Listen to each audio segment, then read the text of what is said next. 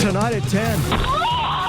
A story you will only see on KSL-TV. A flying object on I-15 suddenly smashes into a car windshield. It came out of nowhere. I didn't even see what it was. An 11-year-old girl paralyzed from the neck down in a car accident.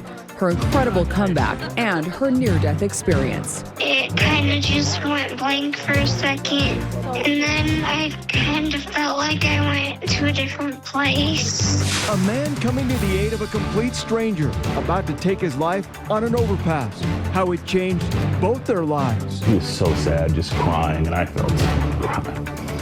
Beloved Latter-day Saint apostle, Elder Jeffrey R. Holland, released from the hospital, the latest on his recovery.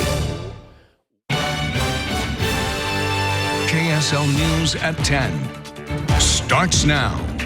What was that? Like, what hit us? What? It came out of nowhere. I didn't even see what it was. Startling video of a terrifying driving incident caught on camera. You see it right there.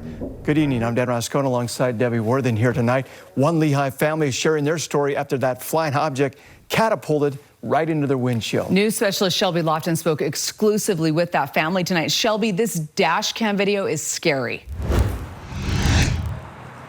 Yeah, Dan and Debbie, as scary as this was, the Eaton family told me that they're grateful that it was all caught on camera. They told me that when their teenagers started learning how to drive, they purchased a dash cam for their family vehicle.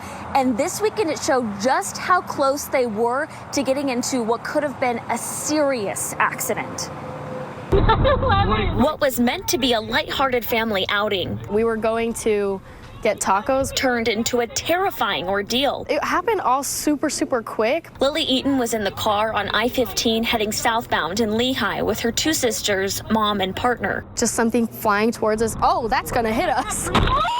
What was that? Like, what hit us? I didn't even see what it was. An object they initially didn't recognize crashed into their windshield right in front of Eaton's older sister, Annabella. Well, I was like trying to reach around and see her face. Glass flew through the car. I was like trying to make sure my 3-year-old sister was okay and nothing hit her. Eaton's mom pulled off to the shoulder. I was crying afterwards while I was looking at the footage. What they thought was a rock turned out to be the base of an office chair without wheels, sitting 2 lanes over. A car 2 cars over from us ran over it, and we're assuming that when they hit it, it spat out from under their tire. It went over the car next to us and onto our windshield. It did more than shatter the glass. Part of the metal where the office chair was it like scraped up our actual dashboard, so it went into our car. No one was seriously injured, but they can't help but wonder what could have happened. It's important just to pay attention. I think if maybe my mom was on her phone or like distracted with passengers in the back, like it could have been a lot worse. Annabella has glass cuts across her legs. The Eatons are working out how they'll repair the family car. As much as it's going to be a pain to fix it, we're just happy that everybody's alive. The family spent hours reviewing the dash cam footage. It also gives you some kind of closure, so you kind of know you can do a little bit of detective work to find out what actually happened. They said this serves as a reminder to watch the road and properly pack away anything you're hauling in your car. It was kind of the luckiest unlucky thing because it didn't hit us, didn't go through the windshield. And Lily Eaton did call 911 and report this incident when it happened. And she told me the dispatcher told her to hang tight, that first responders were busy responding to a fatal accident that had happened right around that same time. She told me that made her family even more grateful that they walked away from this incident with just a few cuts. They said that they're going to get some dash cams for all of their family vehicles after this scary incident. I'll send it back to you. Oh, yeah, definitely a scary experience. Glad everybody's okay. Thanks a lot, Shelby Lofton, live for us tonight. A teenager has died after no word yet on a cause. In other news, an 11-year-old girl from Bluffdale speaking only to KSL. She was left paralyzed from the neck down after a car crash in West Valley several weeks ago. Well, doctors say her injuries were so severe they told her parents she wouldn't even survive. News specialist Brianna Chavez shows us her story and her second chance at life. How are you feeling today, Sophia? I'm feeling very good.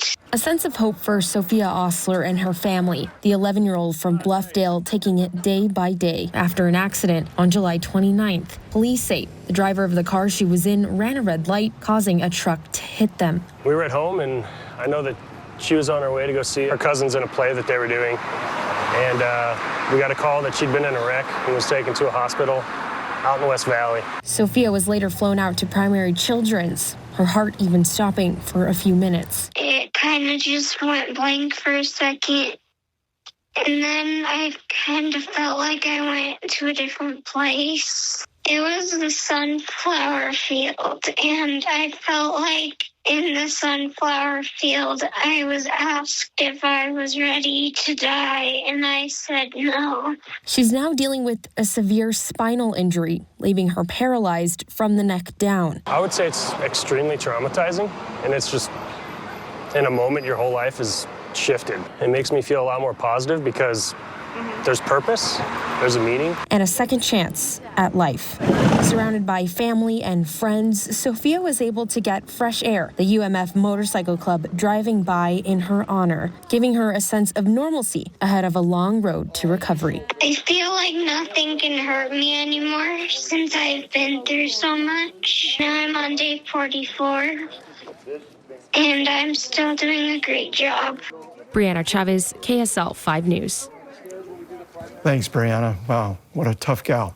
Sophia's parents say they've been able to meet with some of the paramedics who helped save her life and are grateful for everyone's help, including the staff at Primary Children's. If you'd like to help, there is a GoFundMe that's been set up. You can find that information on KSL-TV.com.